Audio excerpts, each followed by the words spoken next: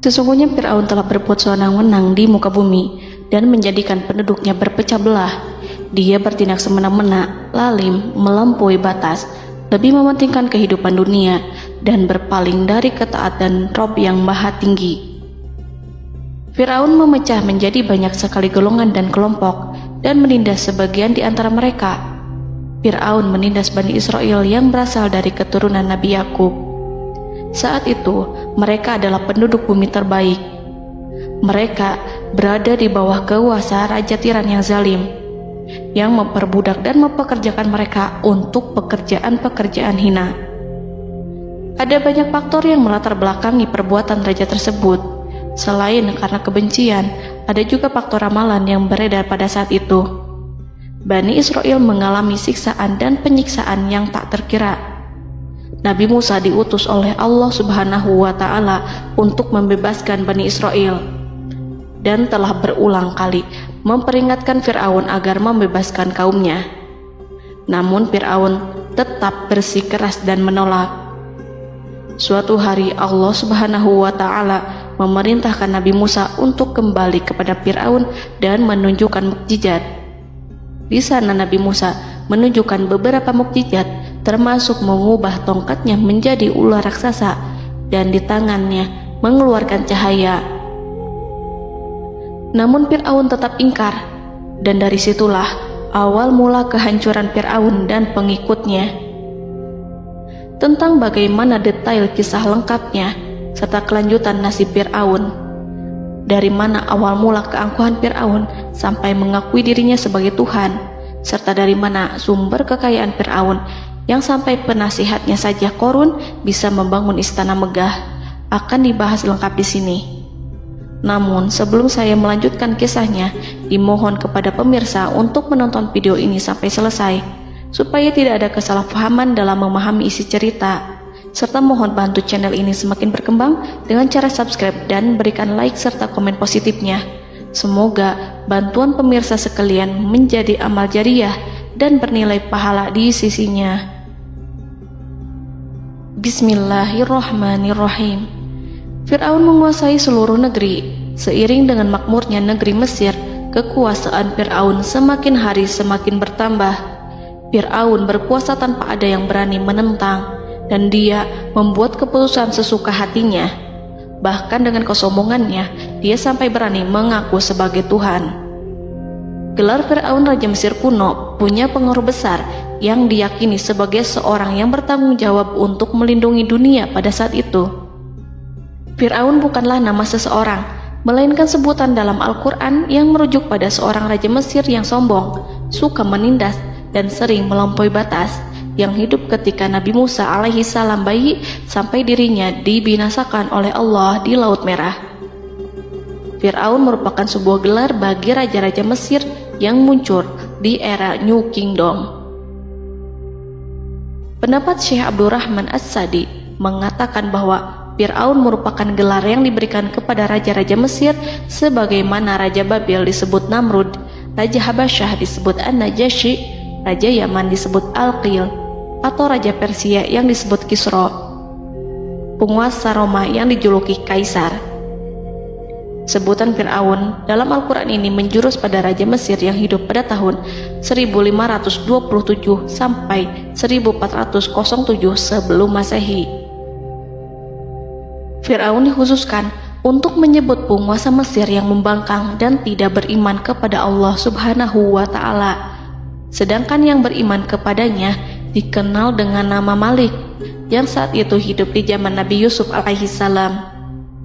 Sebagian ahli sejarah mengatakan bahwa penguasa Mesir pada masa Nabi Yusuf disebut Al-Malik atau Raja, tidak disebut Fir'aun, karena kedua penguasa ini berbeda asal daerahnya.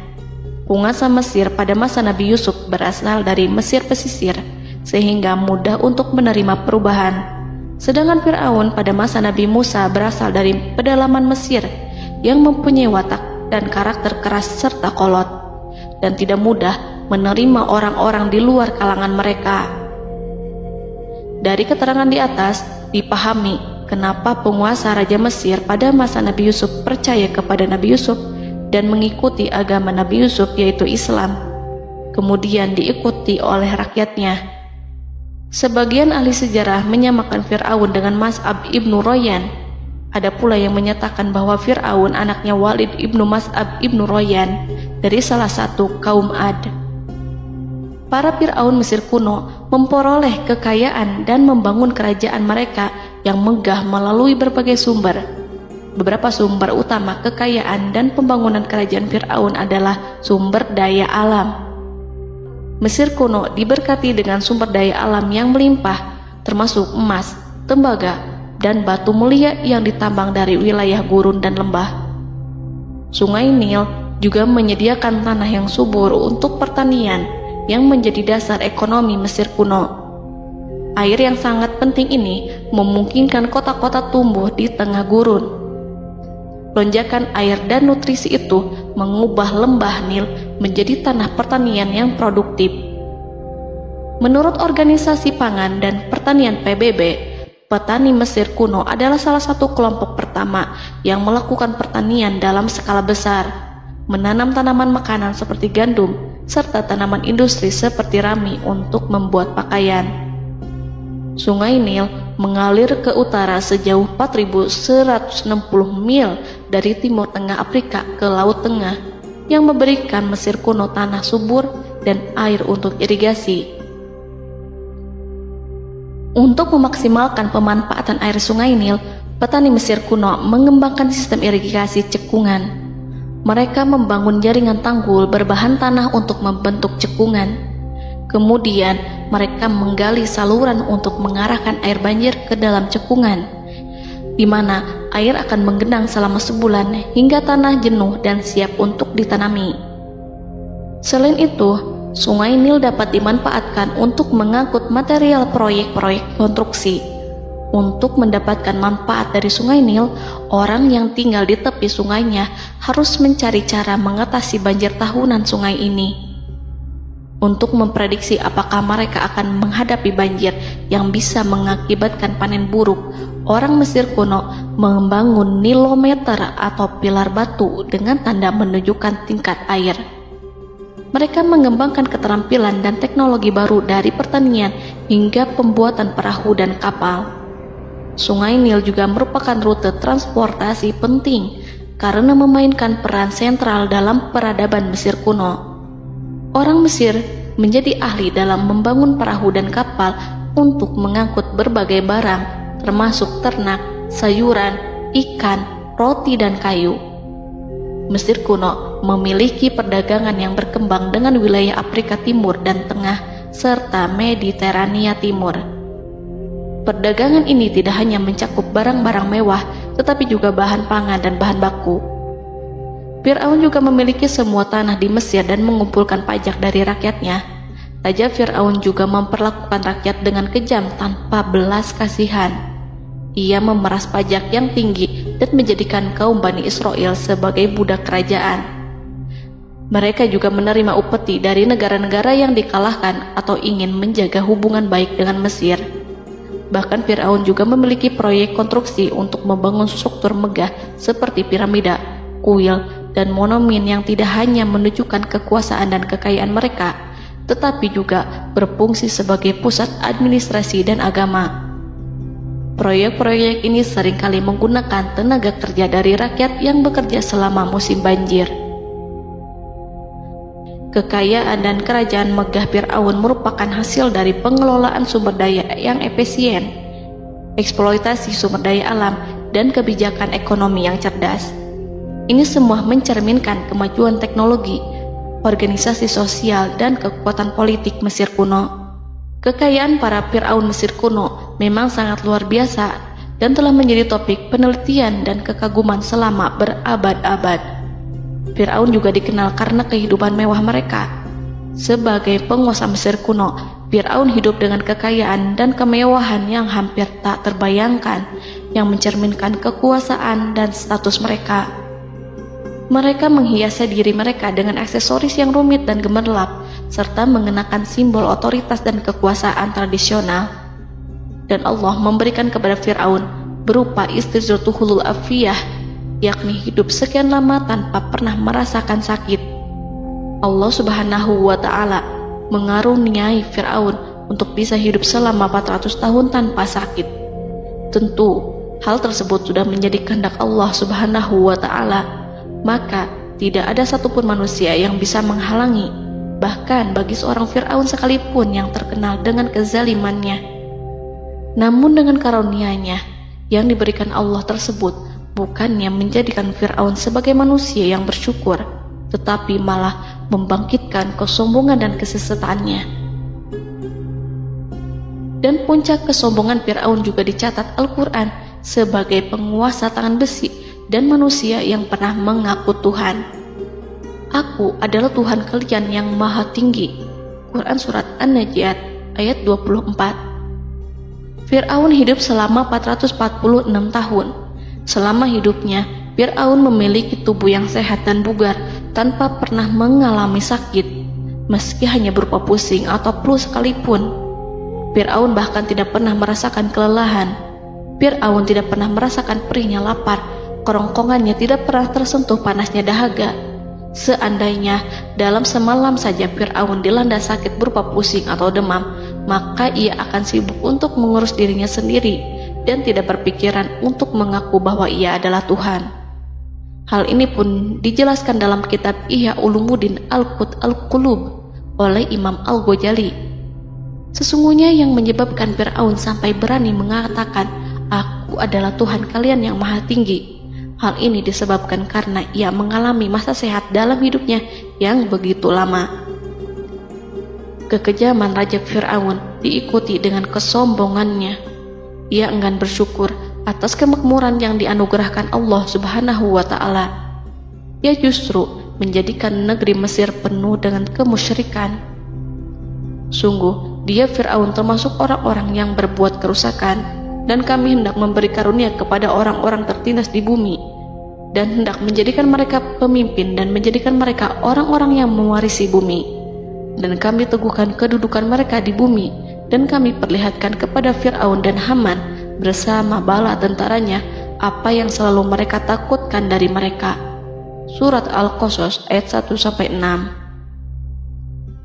Haman yang merupakan penasihat dan sekaligus pelaksana proyek pembangunan menara untuk Fir'aun yang ikut berkontribusi dalam kesesatan Fir'aun, dan dia juga yang menjadi aktor utama atas kezaliman Fir'aun yang nantinya memberikan nasihat kepada Fir'aun dan mendorongnya untuk menolak ajaran Nabi Musa alaihi salam.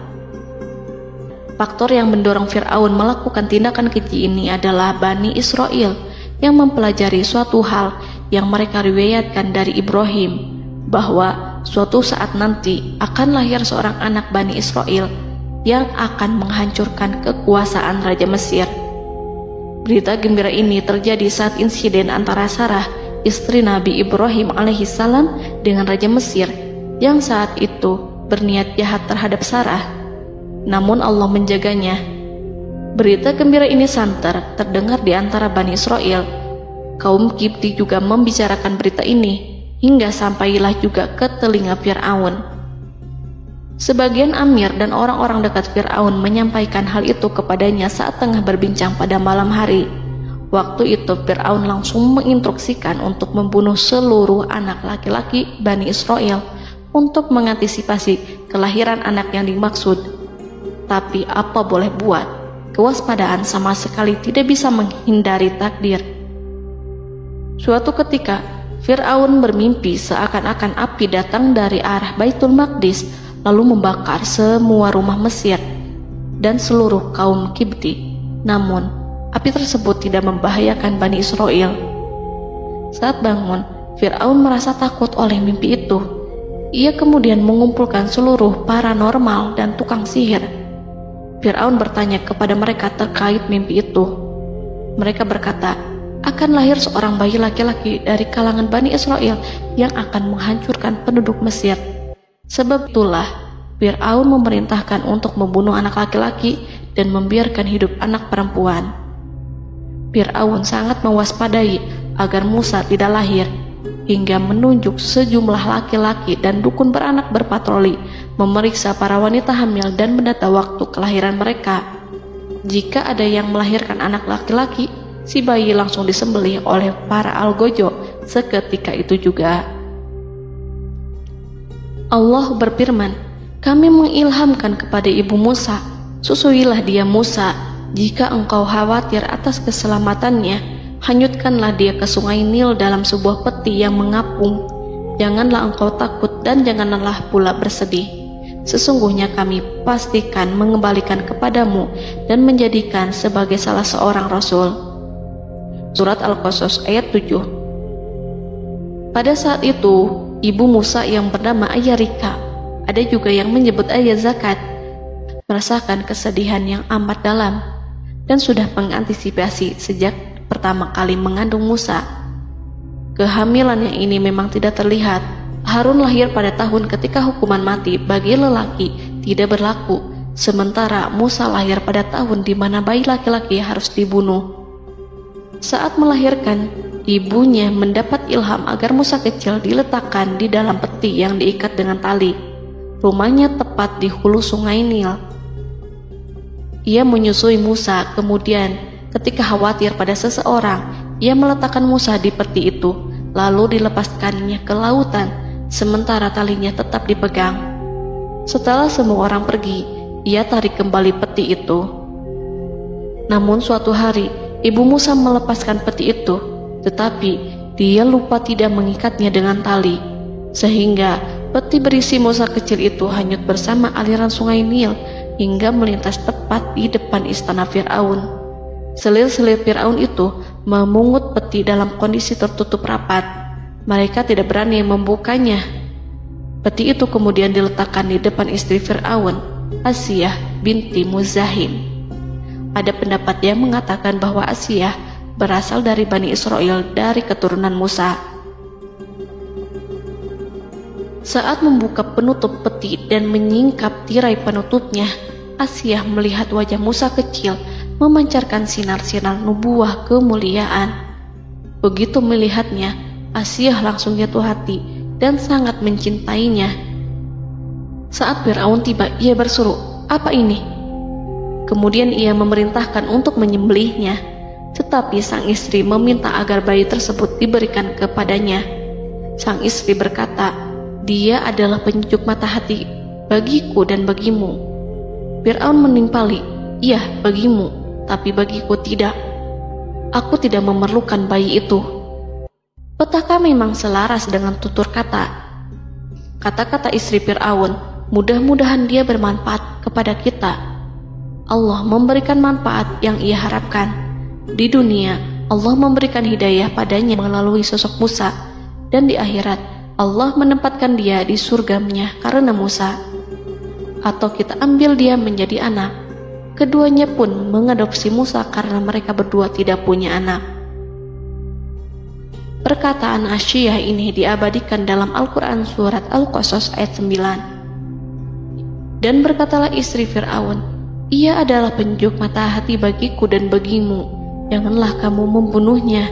Mudah-mudahan ia bermanfaat kepada kita, atau kita ambil ia menjadi anak, sedangkan mereka tidak menyadari." Dalam ayat ini Allah Subhanahu wa Ta'ala berfirman yang artinya, sedangkan mereka tidak menyadarinya.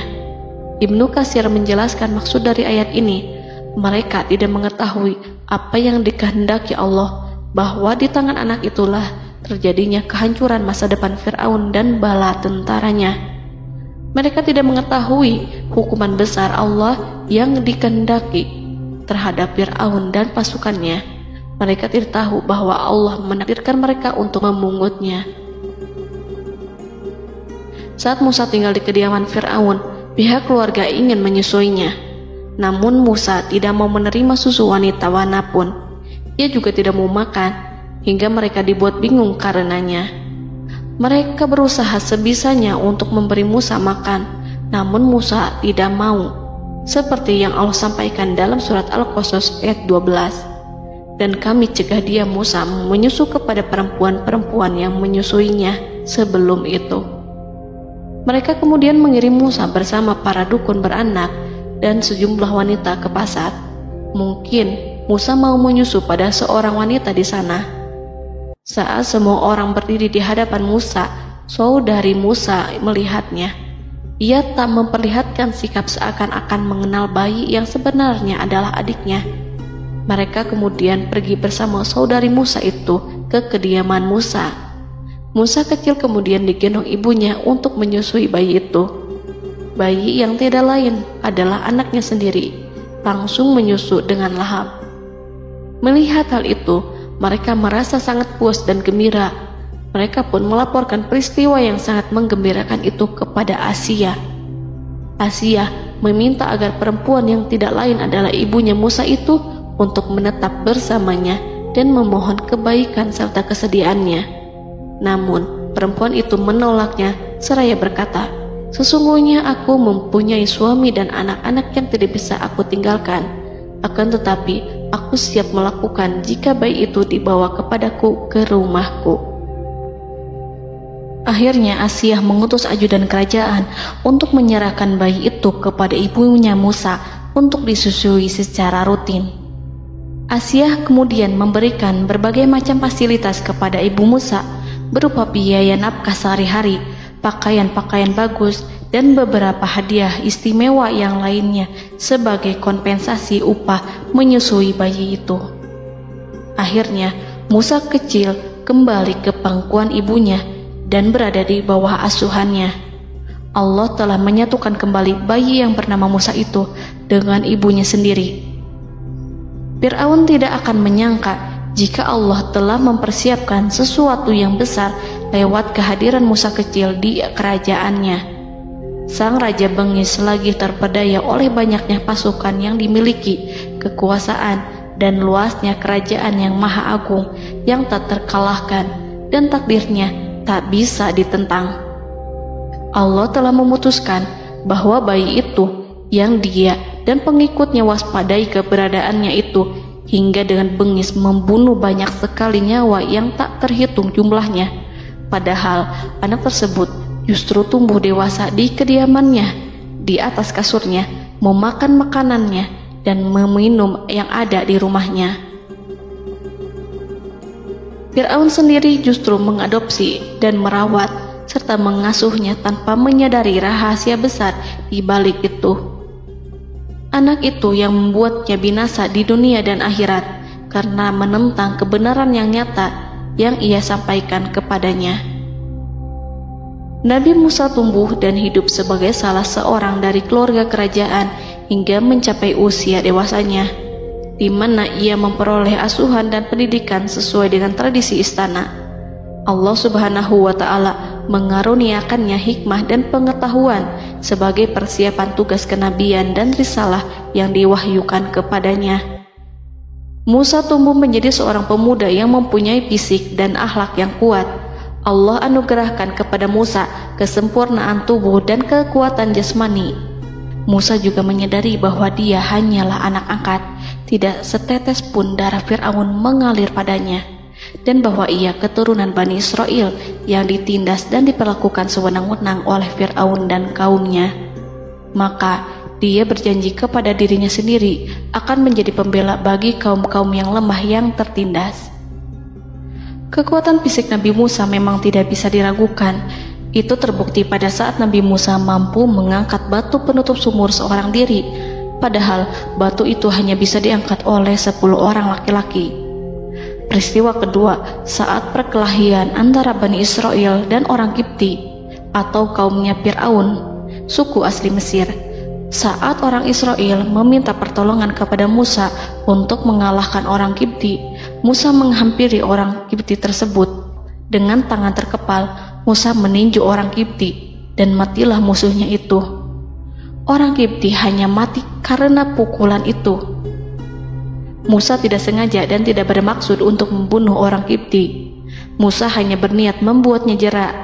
Dan karena peristiwa itulah Nabi Musa pergi meninggalkan Mesir karena Musa takut terhadap Fir'aun dan tentaranya yang akan membunuhnya.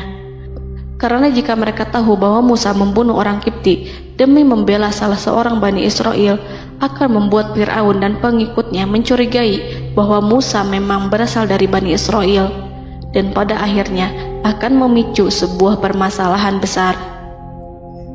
Dan pada waktu yang sudah ditentukan oleh Allah, sekitar 10 tahun Nabi Musa meninggalkan Mesir.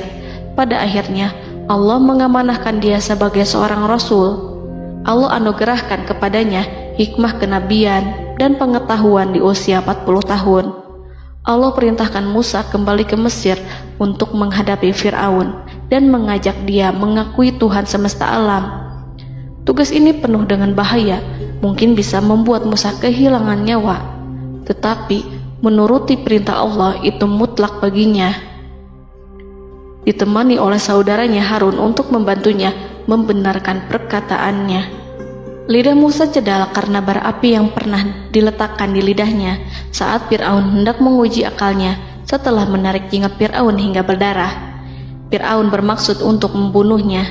Asia mengkhawatirkan Musa lalu berkata, dia masih kecil.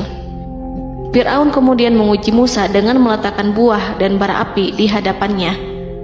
Musa kecil hendak bermaksud meraih buah-buahan, tetapi tangannya dialihkan oleh malaikat. Lalu Musa mengambil bara api dan ia letakkan di lidahnya. Lidahnya cedal karena bara api ini. Musa meminta kepada Allah agar kekakuan yang ada di lidahnya dihilangkan sebagian, sebatas agar kata-katanya bisa dipahami, dan tidak meminta untuk dihilangkan secara total, karena para rasul hanya meminta sebatas yang diperlukan.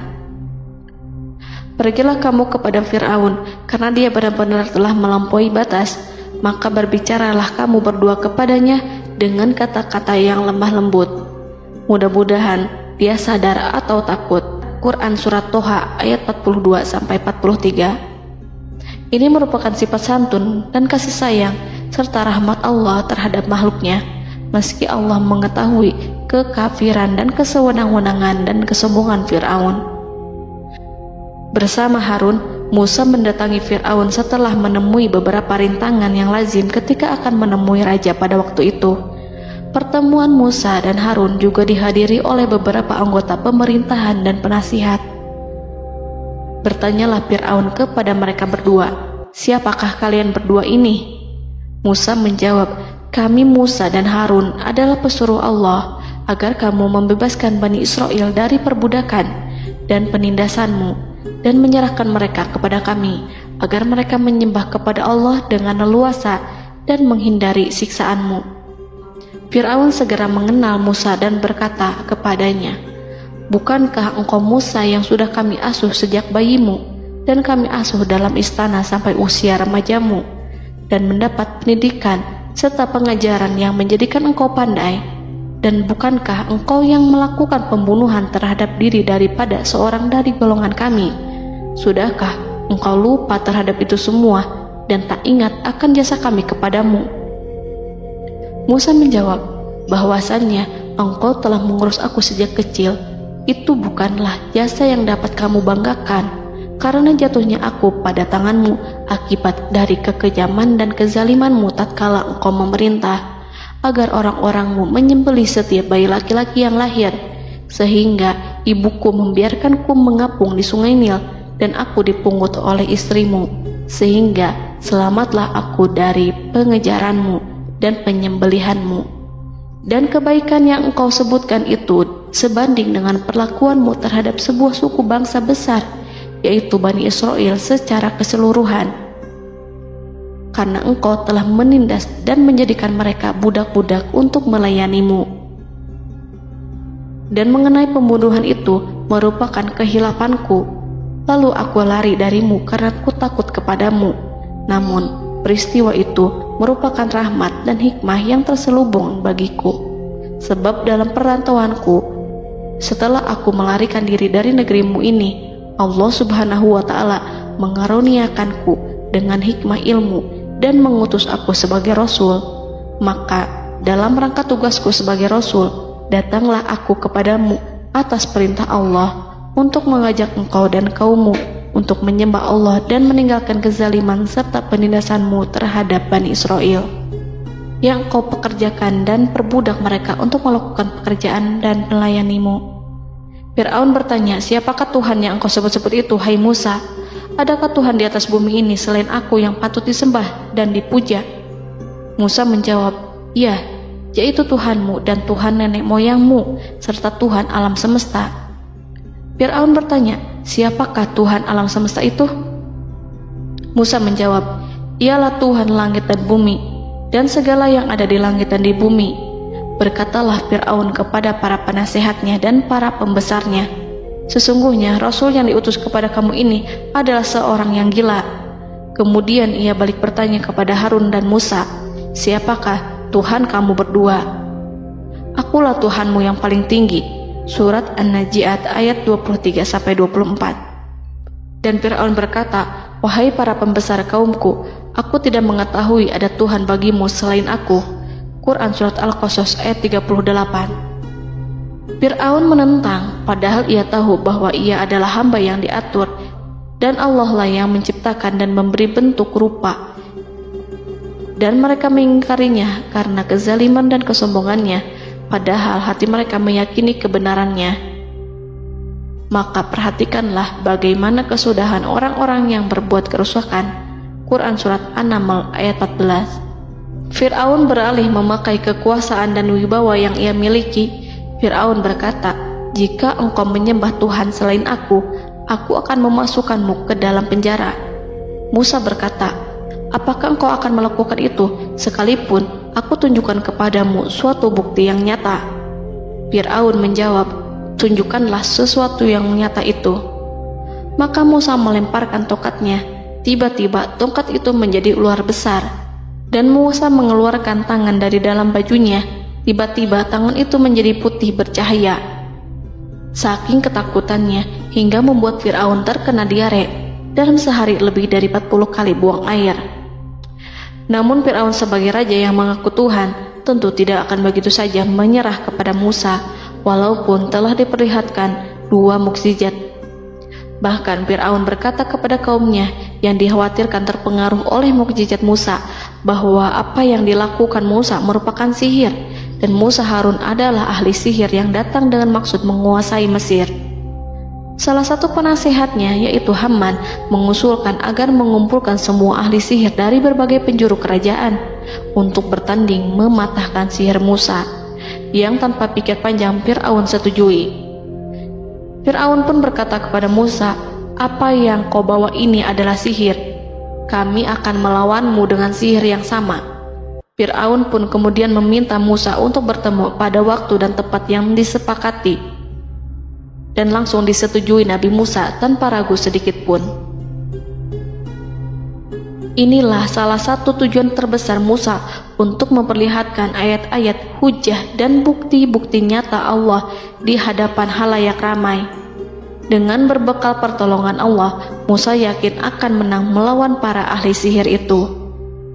Maka pada waktu yang sudah ditetapkan, yakni pada permulaan hari, saat cahaya matahari mulai terik menyengat, sehingga kebenaran akan terlihat terlebih jelas dan nyata, orang-orang berbondong-bondong menuju tempat yang sudah ditentukan untuk melihat pertandingan sihir yang sudah dihadiri ribuan tukang sihir. Menurut Muhammad bin Ka'ab, mereka berjumlah 80.000 ahli sihir. Mereka sudah dijanjikan hadiah dan uang yang besar jika berhasil mengalahkan Musa. Para penyihir istana berkata, wahai Musa, apakah engkau yang mau lebih dahulu ataukah kami? Musa menjawab, silahkan kalian lebih dahulu. Maka ketika tali-tali dan tongkat-tongkat ahli sihir dilemparkan, tiba-tiba berubah menjadi seakan-akan ia merayap cepat karena sihir mereka. Ada rasa takut yang menyelimuti hati Musa, takut jika orang-orang terkena fitnah sihir dan tipu daya mereka. Namun Allah langsung menguatkan Musa dan berkata, yang diabadikan dalam Quran Surat Toha ayat 65-69. Janganlah engkau takut, sungguh engkaulah yang unggul, dan lemparkanlah apa yang ada di tangan kananmu, niscaya ia akan membuat. Apa yang mereka buat itu hanyalah tipu daya tukang sihir belaka, dan tidak akan menang tukang sihir itu dari manapun ia datang. Saat Musa melemparkan tongkat, tongkat itu berubah menjadi ular besar yang memiliki kaki, berleher besar, dan bentuk yang menakutkan, hingga semua orang lari dan menjauh. Ular itu kemudian menelan tali-tali para tukang sihir dengan satu persatu dengan gerakan super cepat.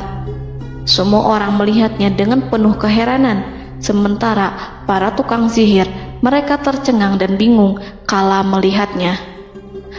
Mereka melihat sesuatu yang sama sekali tidak pernah terlintas di benaknya dan juga berada di luar bidang yang mereka kuasai. Saat itulah mereka tahu pasti bahwa yang mereka lihat itu bukanlah sihir, sulap, khayalan ilusi ataupun kebohongan semata, tetapi sebuah kebenaran yang hanya bisa dilakukan oleh Yang Maha Benar, yang mengutus mukjizat tersebut dengan benar. Allah menyingkap tabir kelalaian dari hati mereka, menyinarinya dengan petunjuk yang Ia ciptakan dan menyingkirkan gumpalan keras di hatinya. Mereka segera bertaubat dan tunduk sujud kepadanya. Dengan lantang mereka mengatakan kepada semua yang hadir tanpa memperdulikan hukuman ataupun siksaan apapun, "Kami beriman kepada Rob seluruh alam, yaitu Tuhannya Musa dan Harun." Fir'aun yang congkak dan sombong tentu sangat marah dengan apa yang disaksikannya itu ketika melihat ahli-ahli sihirnya begitu cepat menyerah dan mengakui kekalahan kepada Musa, bahkan menyatakan beriman kepada Tuhan Musa dan Harun. Tindakan itu dianggapnya sebagai pelanggaran terhadap kekuasaannya dan penentangan terhadap ketuhanannya dan merupakan tamparan bagi kewibawaannya. Fir'aun berkata kepada mereka, "Apakah kalian telah beriman kepada Musa sebelum aku memberi izin? Kenapa kalian tidak terlebih dahulu bermusyawarah kepadaku sebelum melakukan tindakan keji di hadapan rakyatku ini? Dia itu pemimpinmu yang mengajarkanmu sihir, dan bukankah ini adalah persengkongkolanmu terhadapku? Musa dapat mengalahkan kamu sebab ia mungkin merupakan guru dan pembesar yang mengajari sihir kepadamu, dan kamu telah mengaturnya, dan sandiwaramu ini tak akan kubiarkan. Akan kupotong tangan dan kakimu secara bersilang, dan sungguh aku akan salib kamu pada pangkal pohon kurma sebagai balasan dan hukuman atas pengkhianatanmu ini." Walaupun melihat langsung kebenarannya, Fir'aun tetap tidak percaya. Dia tidak suka keyakinan para penyihir terhadap Musa. Para penyihir itu yang telah mengakui keimanan mereka kepada Allah tak merasa gentar ataupun takut, karena ketika para tukang sihir itu sujud, mereka melihat rumah dan istana-istana di surga yang telah dipersiapkan untuk mereka. Semuanya dirias untuk menyambut kedatangan mereka. Karena itu, mereka tidak peduli dengan ancaman Fir'aun. Setelah peristiwa kekalahan penyihir Fir'aun dengan mukjizat Nabi Musa itu, Fir'aun serta penasihat dan para pembesarnya, termasuk Haman, merencanakan penindasan yang lebih kejam untuk kaum Bani Israel dan merencanakan pembunuhan terhadap Nabi Musa. Fir'aun khawatir jika gerakan Musa tidak dipatahkan akan mengancam kerajaan dan kewibawaannya yang mengaku sebagai Tuhan. Walaupun sudah diingatkan oleh orang mukmin dari kalangan keluarga Fir'aun agar tidak membunuh Nabi Musa dan menyeru kembali menuju jalan yang benar dan mengingatkan kepada akibat yang buruk yang akan didapati nanti, namun Fir'aun dan penasihatnya tetap berada pada kesesatan. Sebagai balasannya, Allah menghukum Fir'aun dan penduduknya dengan kekeringan dan penyakit yang bertahun-tahun karena menolak Rasulnya. Mereka dilanda banjir bandang, darah yang bercampur dengan seluruh air yang ada. Setiap kali mereka akan mengambil air, baik air sumur ataupun air sungai Nil, pasti akan berubah menjadi darah segar. Serbuan belalang pun tidak bisa mereka hindari. Belalang menghinggapi tanaman hingga tak menyisakan satupun buah, daun ataupun rumput. Serangan hama dan wabah katak juga mengerumuni mereka hingga berjatuhan di makanan, wadah-wadah, sampai-sampai ketika ada yang membuka mulut untuk makan ataupun minum, pasti ada katak yang jatuh di situ. Semua hukuman itu hanya menimpa Fir'aun dan pengikutnya, sama sekali tidak menimpa Nabi Musa dan Bani Israel. Namun mereka tidak belajar ataupun berubah, mereka tetap saja kafir dan hanyut dalam kejahatan. Setiap kali Allah timpakan hukuman kepada Fir'aun dan pengikutnya, mereka bersumpah dan berjanji kepada Musa untuk beriman. Namun ketika hukuman itu dihilangkan, mereka ingkar janji, berpaling dan kembali kepada keburukan seperti sedia kala. Dari semua penderitaan ini, Allah perintahkan Musa membawa pengikutnya keluar dari Mesir, memulai perjalanan berbahaya antara hidup dan mati. Setelah mengetahui keberangkatan Nabi Musa dan Bani Israel, Fir'aun bersama tentaranya bergerak untuk membantai mereka. Dengan pasukan besar yang berjumlah lebih dari 1.600.000 personil, ditambah 100.000 ekor kuda berwarna hitam legam, Fir'aun berhasil mengejar rombongan Nabi Musa yang saat itu berjumlah 600.000 prajurit di pantai Laut Merah saat matahari terbit. Pasukan Fir'aun mengepung mereka dari semua arah. Di belakang mereka ada tentara Fir'aun yang kejam, sementara di hadapan mereka Laut Merah yang membentang luas. Kala situasi kian genting dan Fir'aun beserta seluruh pasukannya mendekat dengan kesungguhan hati, diperkuat dan persenjataan, juga dengan amarah dan kedengkian, penglihatan tidak menetap mengarah ke suatu tujuan, dan hati naik menyesak sampai ke tenggorokan. Saat itulah Yang Maha Penyantun lagi kuasa, Rob Arsy yang mulia, mewahyukan kepada Musa, "Pukullah laut itu dengan tongkatmu." Maka tatkala Musa memukulkan tongkatnya ke lautan, laut itu pun terbelah.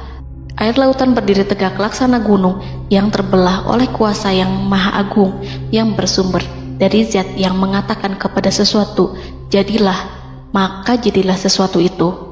Allah memerintahkan angin barat untuk menyapu kerikil-kerikil hitam lautan, hingga dasar lautan berubah menjadi tanah yang kering, yang tidak melekat pada kaki-kaki kuda dan hewan. Allah memerintahkan Musa untuk melintas bersama kaumnya. Mereka segera turun melintas dengan senang. Mereka menyaksikan sebuah hal yang membuat mata tercengang dan memberikan petunjuk pada hati orang-orang yang mukmin. Setelah Musa bersama kaumnya melintas secara keseluruhan dan keluar dari lautan, saat itulah pasukan garis depan Fir'aun baru masuk. Saat itu Musa bermaksud memukulkan tongkat ke lautan agar kondisi laut kembali seperti sedia kala, agar Fir'aun dan pasukannya tidak bisa mengejar. Tapi Allah yang Maha Kuasa dan pemilik keluhuran memerintahkan agar lautan tetap dibiarkan seperti itu, seperti yang ia firmankan. Saat Musa membiarkan lautan dalam kondisi terbelah dan Fir'aun tiba di tepi pantai, ia melihat sesuatu yang dahsyat. Kondisi ini membuatnya tercengang, dan ia tahu betul bahwa apa yang dilihatnya adalah pekerjaan Rob Arsy yang mulia, seperti halnya mukjizat lain yang pernah ia lihat sebelumnya. Fir'aun berhenti dan tidak maju. Ia menyesal karena mengejar Bani Israel dalam situasi seperti ini, di saat penyesalan tiada lagi membawa guna. Namun Fir'aun memperlihatkan sikap tangguh dan kuat di hadapan para pasukannya dan memperlakukan mereka layaknya musuh. Jiwa kafir dan watak Fir'aun mendorong dirinya mengatakan kepada kaum yang ia perdaya hingga patuh dan mengikuti kebatilannya, "Lihatlah bagaimana lautan ini terbelah agar aku bisa mengejar budak-budakku yang melarikan diri dari kekuasaanku, menyimpang dari ketaatanku, dan meninggalkan negeriku." Fir'aun bersembunyi di barisan belakang dengan harapan ia bisa selamat, tapi mustahil ia bisa selamat. Fir'aun terlihat maju mundur. Dan pada kesempatan itu, Jibril menampakkan diri dalam wujud seorang penunggang kuda perawan, lalu melintas di hadapan kuda jantan yang ditunggangi oleh Fir'aun. Kuda yang ditunggangi Fir'aun meringik menghampiri kuda yang ditunggangi Jibril. Fir'aun kemudian masuk ke dalam lautan hingga mendahului kuda dengan tangkas dan cepat. Fir'aun tidak menghindari mara bahaya dari dirinya ataupun mendatangkan manfaat. Mereka segera menyusul hingga semuanya berada di lautan. Setelah bagian depan hendak mencapai tepi, Allah memerintahkan Musa melalui wahyu untuk memukul lautan dengan tongkat. Musa memukul lautan dengan tongkat. Lautan kembali menyatu seperti sedia kala dan menenggelamkan mereka semua. Tak seorang pun yang selamat. Allah menggambarkan tentang bagaimana Fir'aun didengkot orang-orang kafir Kipti tenggelam. Gelombang besar sesekali turun dan sesekali naik membawa Fir'aun. Bani Israel melihatnya dan juga pasukannya, seperti apa siksa dan petaka besar yang Allah timpakan kepadanya dan juga pasukannya, agar Bani Israel senang dan lega. Saat Fir'aun menyaksikan kematian dan mulai sakarat, ia kembali kepada jalan kebenaran dan bertaubat, serta beriman pada saat keimanan tiada lagi membawa guna. Seperti yang Allah sampaikan dalam ayat yang lain, sesungguhnya orang-orang yang dipastikan mendapat ketetapan Rabb-Mu tidaklah akan beriman meskipun mereka mendapat tanda-tanda kebesaran Allah hingga mereka menyaksikan azab yang pedih. Quran Surat Yunus ayat 96-97. Seperti itulah Musa mendoakan keburukan pada Fir'aun dan golongannya agar harta benda mereka dibinasakan, hati mereka diikat sehingga mereka tidak akan beriman hingga melihat siksaan yang pedih, yaitu ketika keimanan tidak ada lagi membawa guna bagi mereka, sekaligus sebagai penyesalan bagi mereka. Allah berfirman kepada Musa dan Harun saat keduanya mengucapkan doa tersebut, sungguh telah diperkenankan permohonan kamu berdua. Quran Surat Yunus ayat 89. Siksaan yang ditimpakan kepada Fir'aun dan pasukannya ini merupakan jawaban atas doa Musa dan saudaranya Harun. Dalam hadis riwayat Imam Ahmad, Rasulullah Shallallahu Alaihi Wasallam bersabda, saat Fir'aun berkata, aku percaya bahwa tidak ada Tuhan melainkan Rabb yang dipercaya Bani Israel, Jibril berkata kepadaku, wahai Muhammad, andai kau melihatku saat mengambil pasir lautan, lalu aku sumpalkan ke mulutnya karena khawatir jika rahmat menghampirinya. Ibnu Abbas dan lainnya mengatakan, sebagian Bani Israel meragukan kematian Fir'aun, bahkan ada yang menyatakan bahwa Fir'aun tidak mati. Allah kemudian memerintahkan lautan untuk mengapungkan jasad Fir'aun. Maka pada hari ini kami selamatkan jasadmu, yaitu dengan mengenakan baju perang yang dengannya kau dikenali, agar engkau dapat menjadi pelajaran bagi orang-orang yang datang setelahmu, yaitu agar kau menjadi bukti bagi Bani Israel atas kekuasaan Allah yang membinasakan Fir'aun. Karena itu, sebagian salaf membaca, kemungkinan yang dimaksud adalah kami menyelamatkan jasadmu beserta baju perangmu agar kau menjadi pelajaran bagi orang-orang setelahmu dari kalangan Bani Israel, dan mereka tahu bahwa kau telah binasa. Wallahu a'lam.